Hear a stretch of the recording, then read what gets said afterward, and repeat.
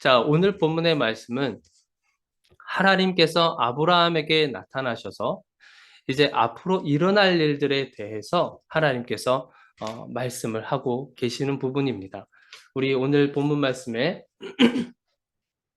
17절을 한번 보세요. 17절 제가 읽어드리겠습니다.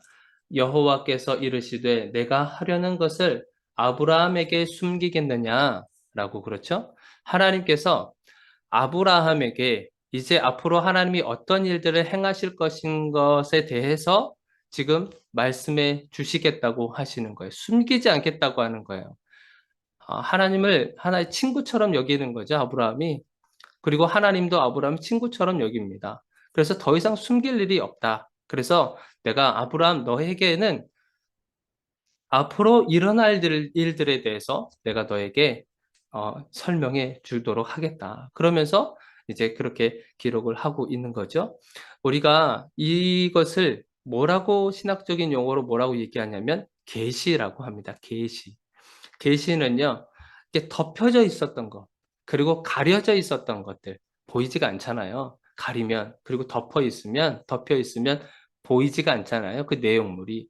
그런데 그 덮여져 있고, 가려져 있고, 비밀로 되어 있었던 것들을 들추어내는 겁니다. 들추어내서 보여주는 것.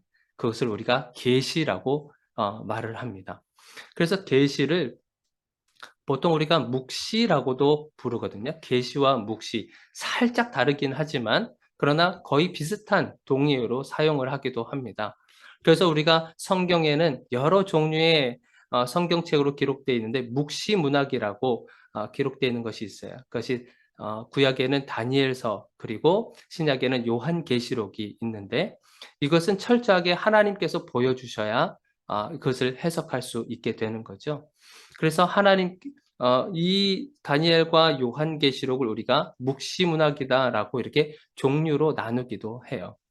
그래서 결국에는 하나님께서 아브라함에게 지금 하나님의 뜻을 알려주시겠다고 지금 하신 거예요. 그동안에 덮여져 있었고, 가려져 있었고, 하나님만 알고 계셨던 그런 부분들이었는데, 이제는 그것을 다 아브라함에게 알려주시겠다고 하는 겁니다. 그래서 하나님께서 알려주시는 그 부분까지만 아브라함은 알면 되는 거예요. 이것을 우리들에게 적용하게 되면 하나님께서 우리들에게 알려주시는 그것까지만 우리는 알면 되는 겁니다. 그런데 간혹 우리는 궁금증이 한번 이제 시작이 되면 끝을 없을 때가 있어요. 그래서 성경을 파고 하시는 분들 가운데서 더 많은 것을 알고 싶어 하는 그런 욕심이 가득 차서 때로는 이 해석을 좀 더 과도하게 하시는 분들이 있습니다. 그래서 결국에는 이단에 빠지는 경우들이 많이 있거든요. 그래서 우리는 철저하게 이 성경 앞에서 우리의 태도는 어때야 되냐면 하나님께서 우리들에게 알려주시는 데까지만 알면 된다. 그 이상 넘어가려고 하지 말아라 라고 하는 거예요. 그래서 하나님께 우리가 간구할 것은 하나님, 제가 이 말씀 앞에 섰는데 이 말씀을 통해서 나에게 주시고자 하는 그 은혜가 무엇입니까? 그 감춰져 있었던 하나님의 그 비밀, 하나님 저에게도 알려주옵소서. 그렇게 해서 기도하는 가운데 하나님이 알려주시는 그 부분까지만 저와 여러분들이 알면 되는 겁니다. 더 이상 욕심 부리지 않아도 돼요. 자, 그래서 하나님께서 아브라함에게 이제 앞으로 일어날 일들에 대해서 이야기를 해주시는데 두 가지를 이야기하십니다. 두 가지를 이야기하시는데 첫 번째는 어떤 거냐면 아브라함에 대해서 이야기를 해주십니다. 이 아브라함에 대해서 이야기하실 때는 우리가 지금까지 계속 지겹도록 들어왔던 약속의 내용이에요. 하나님께서 너를 복의 근원으로 삼을 것이다. 너의 후손이 창대케 뭐 하늘의 별과 같이 많을 것이다. 바다의 모래와 같이 많을 것이다. 라고 하면서 그러한 것들에 대한 약속의 내용을 이야기를 하고 있어요. 우리 18절을 한번 보세요.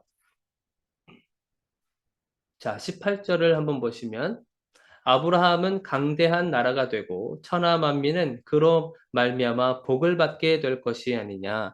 아브라함에 대해서 다시 한번 그 약속에 대해서 상기시켜 주시는 거죠.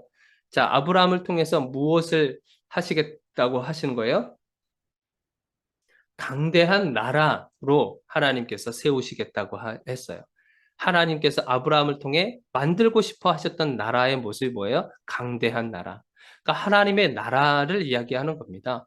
하나님의 나라를 만들어 가시겠다고 하는 거죠. 이 아브라함을 통해서 다시 한번 그 약속을 하시는 겁니다. 그럼 나라가 형성이 되기 위해서는요, 여러분들 세 가지 조건이 필요해요.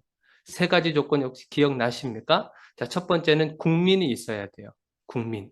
그리고 주권이 있어야 되고 영토가 있어야 되는 겁니다.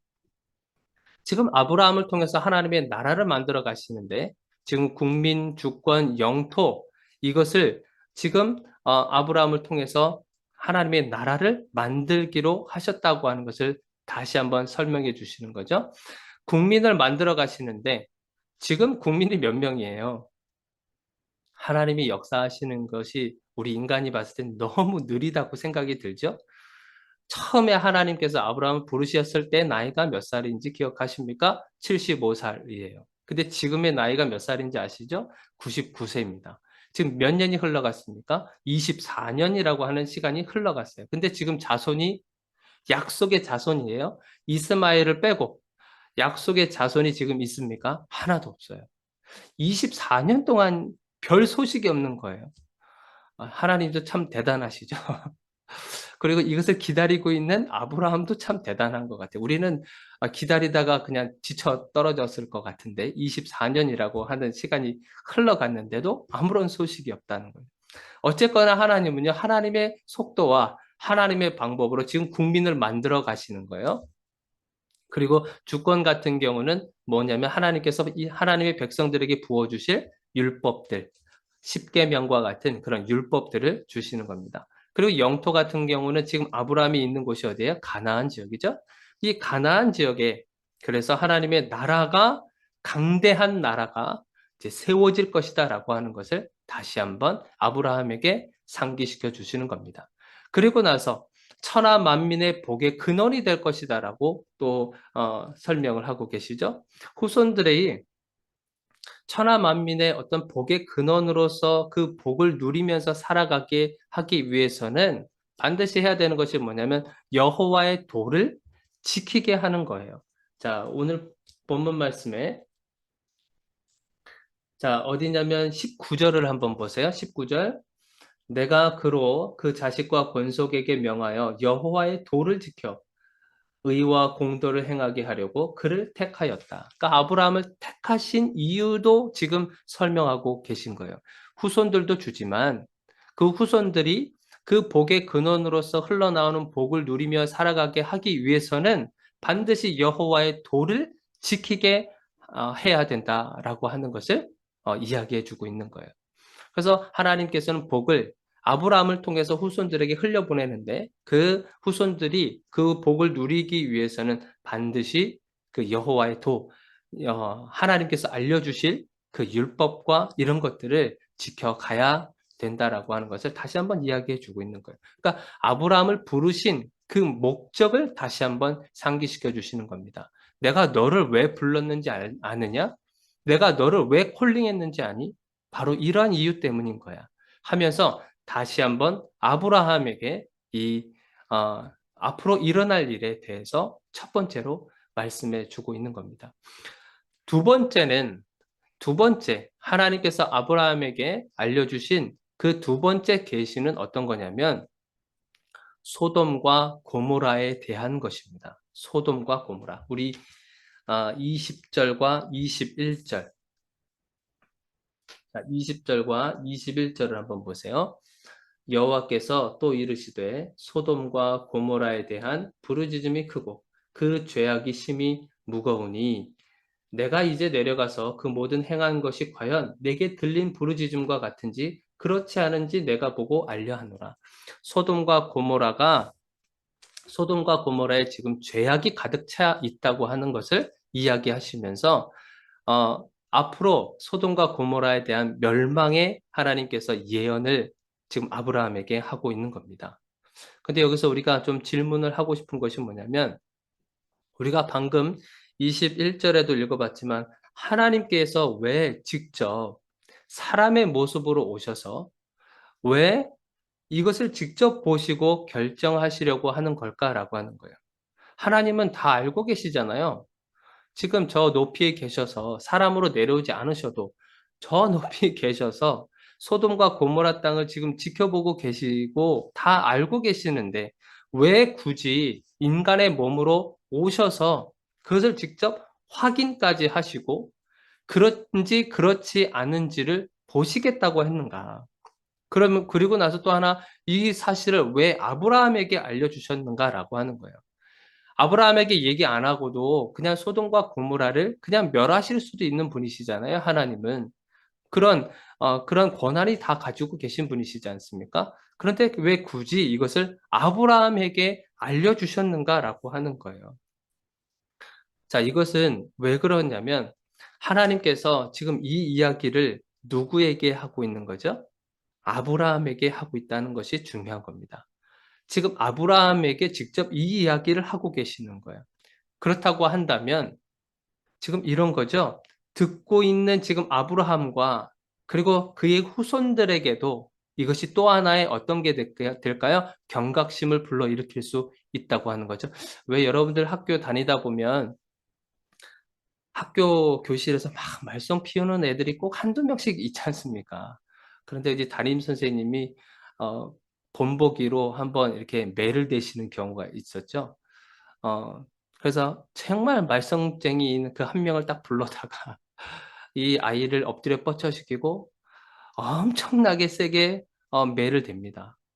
그러면 그걸 지켜보고 있는 이 다른 학생들은 무슨 생각을 하겠습니까? 아, 우리도 떠들면 쟤처럼 맞아 죽을 수 있겠구나. 이제 그런 생각을 할 수 있겠죠? 마치 약간 이런 겁니다. 그래서 아브라함에게 굳이 이 소돔과 고모라에 대해서 이 멸망에 대해서 굳이 말씀 안 하셔도 되는데 왜 이것을 말씀해 주셨는가? 그것은 아브라함 자신도 마찬가지고요. 그리고 앞으로 태어나게 될 그 약속의 언약의 후손들에게 하나의 경각심을 불러일으키기 위해서 이 메시지처럼 하나님께서 말씀해 주시는 거예요. 그래서 우리는요, 어떤 사건을 통해서 지금 여기는 소돔과 고모라 사건인데 우리는 어떤 사건이라는 것을 통해서 우리는 그것을 하나님의 메시지로 받아들일 수가 있다고 하는 거예요.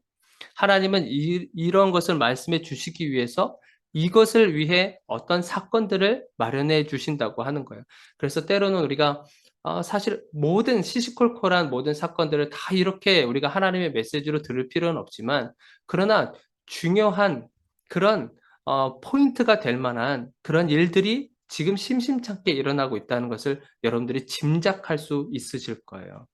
그래서 하나님은 이런 사건과 이런 상황들을 통해서 하나님의 백성들에게 지금 이것이 하나의 경각심으로 메시지를 지금 전해주고 있다고 하는 것을 우리는 알고 있어야 되는 겁니다. 우리가 하나의 예를 들어서 여러분 마태복음 24장 자, 여러분들 마태복음 24장에 보시면 5절부터 8절까지 보면은 어떤 내용이 있냐면 자, 24장 5절부터 5절부터 8절에 보면은 자, 어떤 일이 일어나냐면 앞으로 예수님이 재림하실 때 그리고 재난에 재림을 하시게 되시면 이 땅이 이제 완전히 무너지게 되는데 그 재난의 징조에 대해서 이야기를 하고 계세요. 자, 보시면 24장 5절에 보면 많은 사람이 내 이름으로 와서 이르되 나는 그리스도라 하여 많은 사람을 미혹하리라. 자, 이거는 적그리스도가 나타난다고 하는 거죠. 지금 이제 이단들도 많이 생기게 되고, 그리고 내가 예수다라고 주장하면서 지금 활동하고 있는 사람들이 우리나라에만 정말 몇백 명이 된다고 저는 얘기 들었습니다. 자, 그런 사람 지금 활기를 치고 돌아다니고 있는 거죠.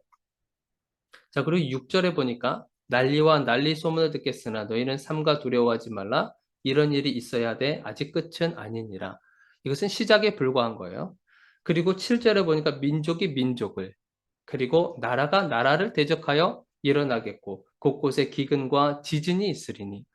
자, 이것은 지금 현장에 일어나고 있는 거죠. 곳곳에서 일어나고 있는 분쟁, 끊이지 않고 있는 그런 분쟁들.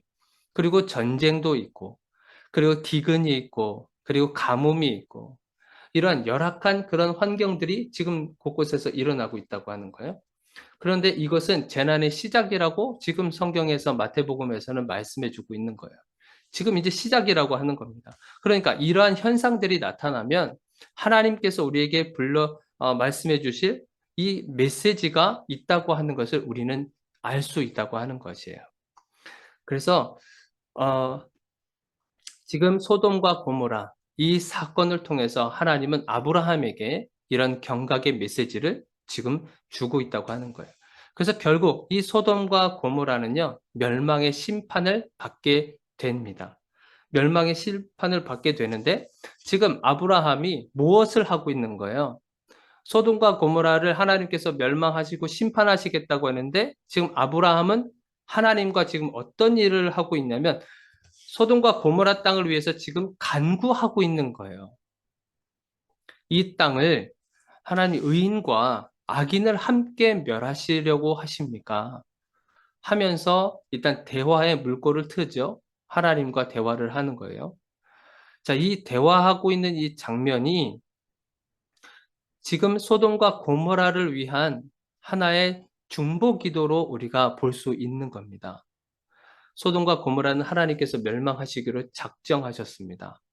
그런데 아브라함은 이 심판에 대해서 하나님과 지금 대화를 하고 있는 것이에요.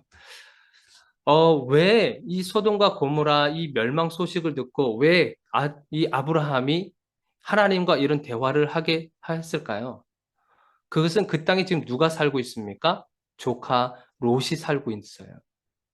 자기가 책임져야 할 조카가 재산이 많아지면서 서로 그런 불미스러운 일들이 사람들 간에서 일어나니까 우리 서로 갈라지자 해서 결국에는 갈라지게 되지 않았습니까? 자기가 책임졌어야 될 그런 조카가 지금 소돔과 고모라 땅에 살고 있단 말이에요. 자, 그러면서 이 소돔과 고모라를 지금 아브라함이 중보하고 있는 그런 장면입니다. 간구하고 있죠. 간구의 내용이 어떻습니까?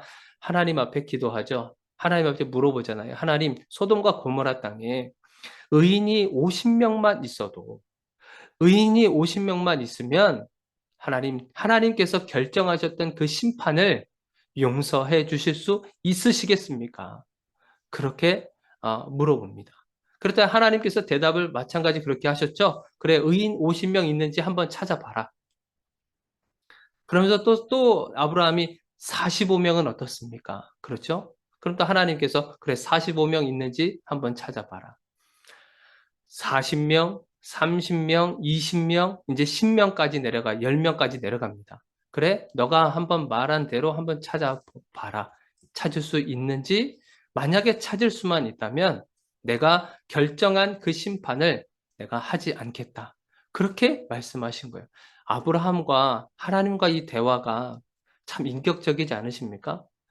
하나님께서 한번 결정하셔서 그렇게 하겠다고 하면 절대 뒤돌아보지 않으시는데 아브라함이 이러한 제안을 했었을 때 무슨 소리야? 가만히 있어. 내가 알아서 할 일이니까 너는 가만히 있어. 소돔과 고모라 저 땅 내가 알아서 다 할 테니까 너는 입 다물고 가만히 있어. 그렇게 권위적으로 나올 수도 있는 분이신데 하나님은 지금 아브라함과 굉장히 인격적인 대화를 계속하고 계시죠. 이 인격적인 대화는 처음부터 끝까지 지금까지 계속 이루어지고 있는 거예요. 우리는 중간에 포기할 만도 하지 않습니까? 우리가 아이들을 기를 때도 보면은 내가 최대한 이 아이들과 인격적으로 대화하리라 하면서 다짐을 하지만 결국에는 도저히 참다 못해서 부모라고 하는 권위와 이런 힘을 가지고 아이를 짓누를 때가 있잖아요. 그런데 하나님은 그렇게 하지 않으신 거예요. 아브라함이 질문을 던졌어요. 그러면 그 질문에 하나님께서는 이해할 수 있도록 그리고 충분히 그 질문에 답을 해 주시고 있다고 하는 거예요. 그래, 10명까지 한번 찾아봐라. 그런데 만약에 찾을 수 있으면 내가 심판을 하지 않겠다. 그렇게 말씀을 하신 거예요. 10명까지 내려갔다고 하는 거. 그런데 하나님은 한번 찾아봐라. 그렇게 했다는 거는 지금 소돔과 고모라 땅에 의인이 있다는 거예요? 없다는 거예요? 없다는 거예요. 있을 수 있겠죠? 조카 롯. 있을 수는 있겠죠. 그러나 지금 이것은 무엇을 뜻하는 것이겠어요? 그만큼 찾아볼 수 없을 만큼 인간의 죄악이, 소돔과 고모라 땅의 죄악이 얼마나 심각한지, 얼마나 가득 차 있고 타락과 쾌락으로 가득 차 있는지 그것을 이야기해 주고 있는 것이 포인트입니다. 의인을 찾아라, 찾지 말아라. 이것이 포인트가 아니라 그만큼 소돔과 고모라 땅에 지금 죄악의 심각성을 이야기해 주고 있다고 하는 사실이에요. 여러분들 이 봤었을 때 생각나는 사건 또 하나 기억나십니까? 노아의 홍수? 노아의 홍수 때도 그때 당대의 완전한 자로 노아를 하나님께서 선택했잖아요. 근데 이것은 전 지구적인 종말이었어요. 전 지구적으로. 그러니까 지구상에 정말 의로운 사람이 아무도 없었다고 하는 거죠. 있지 않았겠습니까? 그러나 그만큼 사람의 죄악의 그 심각성을 말씀해 주고 계시는 거예요. 근데 지금 소돔과 고모라 같은 경우는 노아의 홍수와 사건과 조금 다를 수 있었던 건 뭐냐면 그냥 이것은 하나의 소돔과 고모라 땅, 국지적인 어떤 종말을 이야기하는 거잖아요. 마찬가지예요. 의인이 없어요. 의인이 없는 겁니다. 한 사람도 찾아볼 수 없다. 사람의 그 죄악된 그 심각성에 대해서 동일하게 이야기하는 거예요. 그래서 이것을 통해서 결국 소돔과 고모라 땅은 하나님께서는 멸망을 하게 결정을 내리십니다. 그 소돔과 고모라 땅이 어떠한 죄악이 있었는가? 그것은 우리가 다음 시간에, 다음 주에 우리가 살펴보게 될 텐데, 결국 하나님께서는 그 땅을 심판하십니다. 우리가 말씀을 좀 정리를 하려고 합니다. 여러분들 사건을 보고요. 우리가 소돔과 고모라 땅, 이 사건을 보고요. 우리는 무엇을 봐야 되냐면 사람의 그 죄악의 심각성을 우리는 깨달아야 되는 것입니다. 우리에게 하나님께서 그 사건을 보여주신 것은요. 우리는 세상 사람들이 보고 있는 그 시점으로 보는 게 아니라 하나님께서 우리에게 계시로 보여주시는 거예요. 계시로 보여주시는 것이기 때문에 하나님께서 이 사건을 통해서 무엇을 우리에게 말씀해 주고 계시는가? 우리는 두 가지가 되게 되겠죠. 우리는 하나의 하나님을 믿고 있는 사람으로서 우리는 그 심각성에 대해서 그 죄악의 심각성에 대해서 우리 스스로 자각을 해야 되는 것이고, 그러면서 하나님 앞에 회개가 나와야 되는 것이고, 또 하나는 중보해야 되는 거죠. 그런 사건과 그런 상황들을 봤었을 때 우리가 해야 되는 것이 바로 그런 겁니다. 그래서 우리가 지금 곳곳에도 여러분들 지금 우리가 뉴스를 통해서도 수많은 그런 이야기들을 듣잖아요. 곳곳에서 여러분들 굶어 죽어가는 사람들이 얼마나 많은지 아시죠? 인구의 절반 이상, 뭐 절반 이상이 거의 70% 가까이 되는 사람들이 거의 하루에 한 끼도 제대로 못 먹고 살아요. 우리는 하루에 세 끼가 뭡니까? 간식까지 다 챙겨 먹어가면서 곳곳에는 그런 사람들이 지금 질비하게 늘어져 있고요. 지금 전쟁도 끊이지 않잖아요. 러시아와 우크라이나. 그리고 분쟁도 마찬가지입니다. 시리아 내전도 굉장히 유명하죠. 시리아 내전 끊이지 않는 거. 지금 최근에 에티오피아에서도 내전이 일어났는데 이제 그런 사건들. 그리고 이단 종교들이 지금 판을 쳐가면서 가정을 다 파괴하고요. 모든 질서들을 다 무너뜨리고 있는 일들이 벌어지고 있어요. 그리고 곳곳에서 지진이 일어나죠. 환경오염의 굉장히 심각성을 우리에게 지금 뉴스를 통해서도 그러고요. 계속 보도가 나타나고 있어요. 지구가 1도, 벌써 평균 온도 1도가 올라갔다. 이제 앞으로 더 심각해져 간다. 이제 그것을 통해서 식량의 고갈이 올 것이다. 에너지가 고갈이 될 것이다. 하면서 계속 두려움의 정보들이 계속 쏟아져 나오고 있는 상황들을 보고 있어요. 우리는 이것을 보면서 뭘 알아야 되는 거예요? 우리의 이 죄악의 심각성에 대해서 우리가 자각해야 된다고 하는 겁니다. 그래서 하나님께서 아브라함에게 그냥 말씀만 하셔도 돼요. 아브라함아, 지금 소돔이 저렇게 지금 죄악 가운데 있다라고 이렇게 말씀을 하셔도 되는데 왜 하나님께서 굳이 인간의 몸으로 오셨겠습니까? 인간의 몸으로 오셔서 직접 아브라함에게 설명을 왜 해주셨겠어요? 우리 인간은요, 직접 경험하지 않으면, 그리고 직접 눈으로 보지 않으면 우리는 그것을 인식하지 못해요. 우리 인간들은. 그래서 하나님께서 인간의 보이는 모습으로 오셔서 직접 아브라함에게 이야기를 해주시는 겁니다. 직접 말씀해 주시는 거예요. 우리들에게 이것을 보여주시는 거. 우리가 무엇에 대한 심각성이에요? 죄악에 대한 심각성, 뭐가 정말 심각하겠습니까? 끝없는 욕심들이지 않겠어요? 얼마나 더 많은 것을 가져야 되겠습니까? 얼마나 더 많은 것을 가지고 누려야 내가 그 욕심이 다 찰 수 있겠어요? 절대 채워질 수 없는 것을 우리는 채우려고 한다는 거예요. 만몬의 신, 여러분은 돈의 신이에요. 이 돈 때문에 우상이 돼서 그 돈 때문에 사람을 죽이기도 하고 살리기도 하고 생활 자체도 다 피폐해지고 하는 그런 삶을 살아가고 있는 것 아니겠어요? 정욕과 그리고 쾌락주의가 지금 세상에 판치고 있고요. 과학 만능주의로 인해서 과학이면 뭐든지, 과학으로 증명될 수 있는 것은 뭐든지 다 어, 몰입하려고 하는 그런 우리 인간들의 그런 죄악성을 우리는 이것을 보면서 우리는 알아야 되는 거예요. 우리가 그 죄악의 심각성에 대해서 우리가 인지가 되면요. 인식이 되면 그 다음에 우리는 무엇을 해야 되겠습니까? 회개가 나와야 되는 거죠. 회개가 나와야 돼요. 가장 큰 죄악이 뭐겠습니까? 가장 큰 죄악은 우리가 그것을 인지하지 못할 뿐만 아니라 인지했음에도 불구하고 하나님께로 돌아오지 않는 거예요. 하나님께로 돌아오지 않는 것. 그렇게 수많은 사건과 그런 환경들을 보여줬음에도 불구하고 우리 인간은 그것에 대해서 경각심을 갖지 않는 겁니다.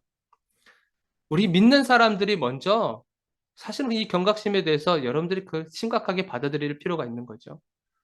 그래서 주님 앞에 나와야 되는 거예요. 회개하면서 나와야 되는 거죠. 가슴 쳐가면서 나와야 되는 거예요. 그것이 인지가 되면 그리고 하나님 앞에 회개가 되면 그리고 우리는 어떤 자세로 나가야 되냐면 중보 기도자로 나가야 되는 겁니다. 중보 기도로 우리는 기도해야 되는 거예요. 기도는 우리가 해야 될 일인 것입니다. 해야 되고 하지 말아야 되고 할 그런 선택의 문제가 아닌 거예요. 우리는 기도를 해야만 살아갈 수 있는 사람들인 거죠. 기도를 여러분들의 어떤 은사가 있어서 기도한다. 이건 다 거짓말입니다. 기도가요, 여러분들 사명감으로 해야 되는 거죠. 내가 기도하지 않으면 죽을 수밖에 없는 사람이다.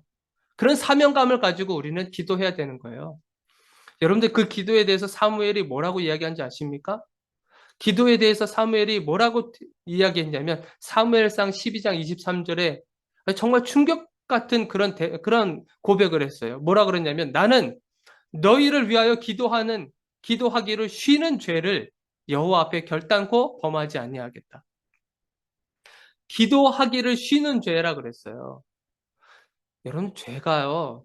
저도 이걸 보면서 참 저 자신 스스로도 어, 하나님 앞에 참 죄송스럽더라고요. 기도하는 것을 쉬는 것도 죄라고 이 사무엘은 이야기할 정도로 기도는 우리의 생명입니다. 기도가 우리가 해야 될 일인 거예요. 그래서 중보 기도자로 우리가 기도를 하면서 그 결과에 대해서는 하나님께 맡겨드리는 겁니다. 이제 우리는 종말의 시대를 살아가고 있어요. 언제 주님이 갑자기 들이닥칠지 몰라요. 들이닥친다고 하니까 조금 그렇지만 하나님께서 언제 오실지 예수님께서 언제 재림하실지 우리는 아무도 몰라요. 우리가 기도해야 되는 겁니다.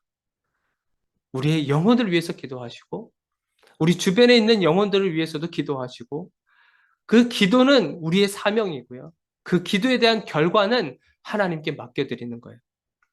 그래서 우리가 그 사명감을 가지고 중보자로서 여러분들 최선을 다해서 이 땅 가운데 살아가시기를 주님의 이름으로 축원드립니다. 우리 기도하겠습니다.